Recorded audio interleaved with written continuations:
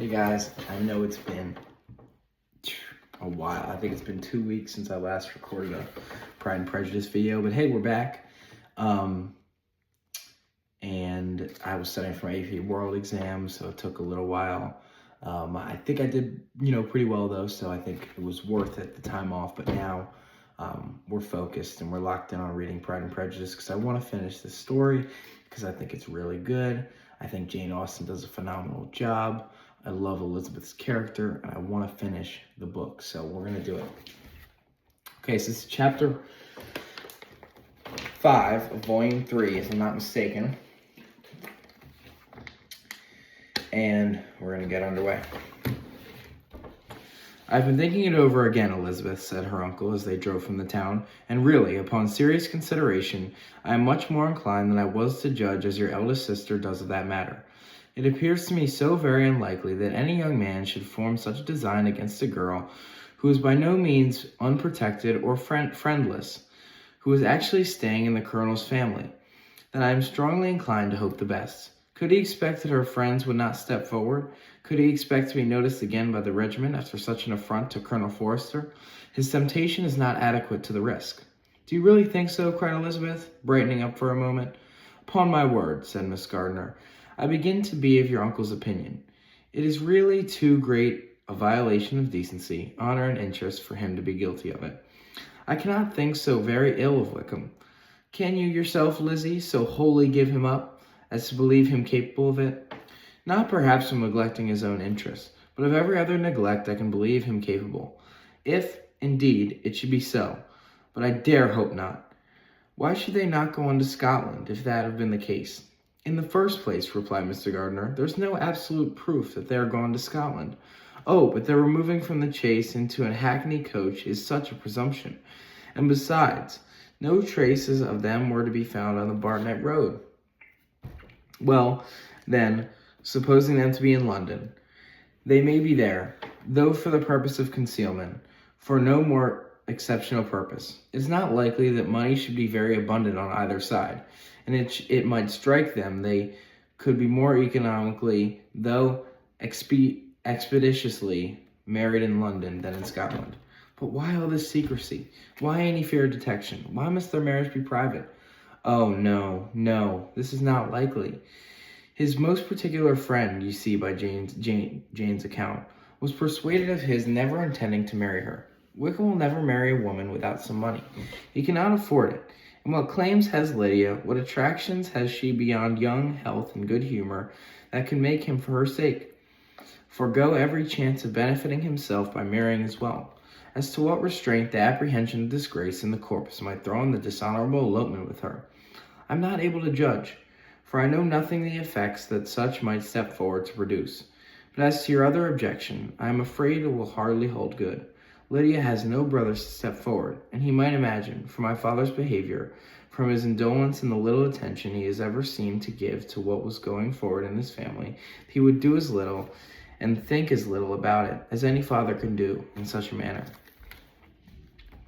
But can you think that Lydia is so lost to everything but love of him as consent to live with him on any other terms than marriage? It does not seem. It is most shocking indeed, replied Elizabeth, with tears in her eyes, that a sister's sense of decency and virtue on such a point should admit of doubt. But, really, I know not what to say. Perhaps I am not doing her justice, but she is very young. She has never been thought to think on serious subjects. For the last year and a half, nay, for a 12th. She has given up nothing but amusement and vanity. She has been allowed to dispose of her time in the most idle and frivolous manner, to adopt any opinions that come in her way. Since the Derbyshire were first quartered in Meryton, nothing but love, flirtation, and officers have been in her head. She has been doing everything in her power by thinking and talking on the subject. Hold on, guys. The subject to give greater, what shall I call it, susceptibility to her feelings, which are naturally lively enough. And we can all know that Wickham has every charm of person and address that can captivate a woman. But you see that, Jane, said her aunt, does not think so ill of Wickham as to believe him capable of that attempt. Of whom does Jane ever think ill? And who is there? What might ever be their former conduct? And what she would believe capable of such an attempt till it were proved against them. But Jane knows as well as I do that who Wickham really is. We both know that he has been profligate in every sense of the word, that he is neither integrity nor honor, that he is as falseful and deceitful as he is insinuating. And do you really know all this? Cried Miss Gardner, whose curiosity as to the mode of her intelligence was all alive. I do, indeed, replied Elizabeth, coloring. I told you the other day of his infamous behavior to Mr. Darcy, and you yourself, when last spoke at Longbourn, heard in what manner he spoke of the man who had behaved with such forbearance and liberality towards him. And there are other circumstances which I am not at liberty, and what is not worth while to relate. But his lies about the whole Pemberley family are endless. From what he said of Miss Darcy, I was thoroughly prepared to see a proud, reserved, disagreeable girl. Yet he knew to the contrary himself. He must know that she is an amiable and unpretending as we have found her. But does Lydia know nothing of this? Can she be ignorant of what you and Jane seem to so well understand? Oh yes, that is the worst of all. Till I was in Kent, saw so much of Mr. Darcy and his relation, Colonel Fitzwilliam, I was ignorant of the truth myself, and when I returned home, the Derbyshire was to leave Meryton in a week or fortnight's time. As that was the case, neither Jane, to whom I related the whole, nor I thought it necessary to make our public knowledge of what use could it apparently be to anyone, that the good opinion which all the neighborhood had of him should then be overthrown. And even when it was settled that Lydia should go with Miss Forster, the necessity of opening her eyes to his character never occurred to me. That she could be in any danger from the deception never entered my head. That such a consequence as this should ensue, you may easily believe, was far enough from my thoughts, when they all removed to Brighton. Therefore you had no reason, I suppose, to believe them fond of each other. Not the slightest. I can remember no symptom of affection on either side, and in anything of that kind been perceptible, you must be aware that ours is not a family on which it could be thrown away. When first he entered the corps, she was ready enough to admire him, as we all were. Every girl in or near Meryton was out of her senses about him for the first 2 months, but he never distinguished her by any particular attention, and consequently, after a moderate period of extravagant and wild admiration, her fancy for him gave way, and others of the regiment, who treated her with more distinction, again became her favorites.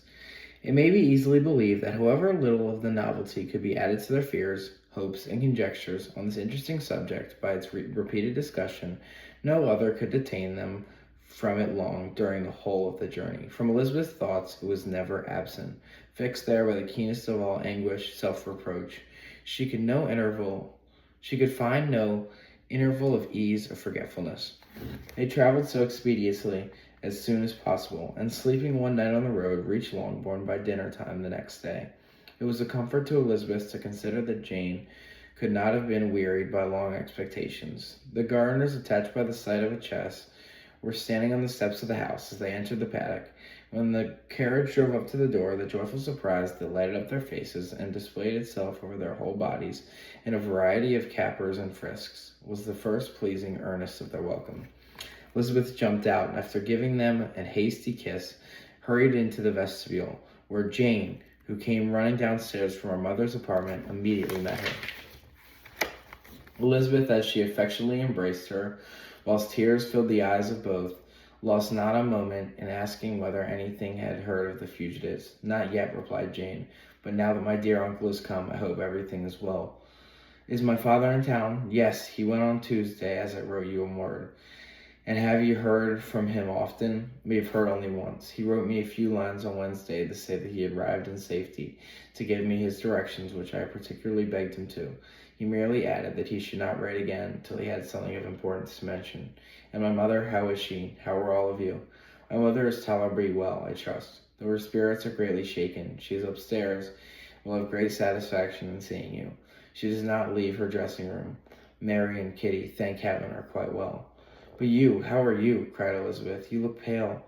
How much have you gone through? Her sister, however, assured her of her perfectly being well, and their conversation, which had been passing while Mr. and Miss Gardner were engaged with their children, was now put to end by the approach of the whole party. Jane ran to her uncle and aunt, and welcomed them and thanked them with alternative smiles and tears.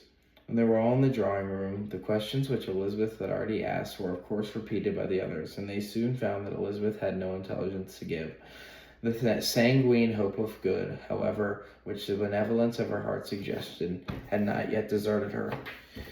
She still expected it would all end well, and that every morning would bring some letter, either from Lydia or her father, to explain the proceedings and perhaps announce the marriage.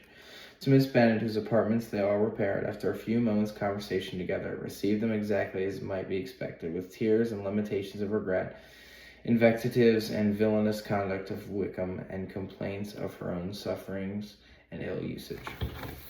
Done.